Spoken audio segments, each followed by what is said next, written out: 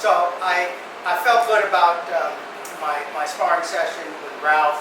I felt good about the instructor. I felt like I found a home at that point. And the dojo was right down the hill from where my base was on Fatima.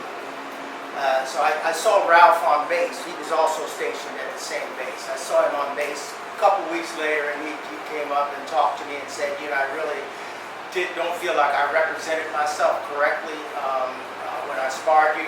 I'm not used to sparring with people of your caliber. I'd like for you to come back, and you know, we got to run that back. We got to do that again. You know, but it was all in a respectful way. But at the same time, I understood, because if I was in his shoes, I wanted to do the same thing. And I could, in fairness to him, I did see that he was sick at the time, and he did mention, you know, I was sick at that time, and I had a cold, and we didn't even know you were coming. You just kind of walked in. And I had to represent the best I could that day, but I don't feel like I adequately represented myself. I said, cool, man, we'll do it again. It was all in good faith and brotherhood, you know, of martial arts. Brotherhood of martial arts, for those that you know, is beyond all, you know, race, religion, color, everything. It's a complete, total brotherhood. The more people practice martial arts, I think the world will be a better place.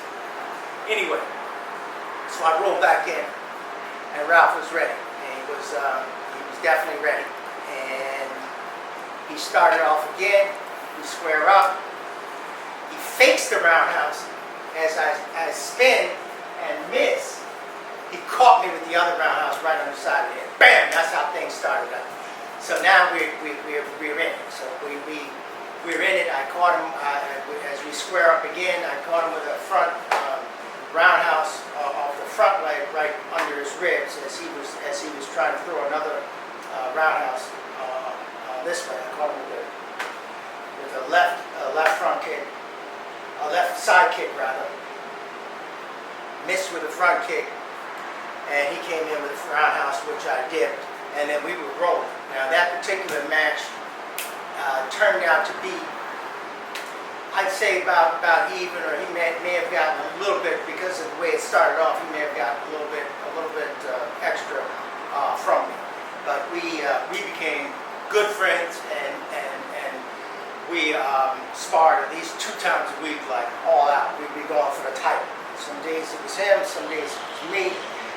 But it was a great experience.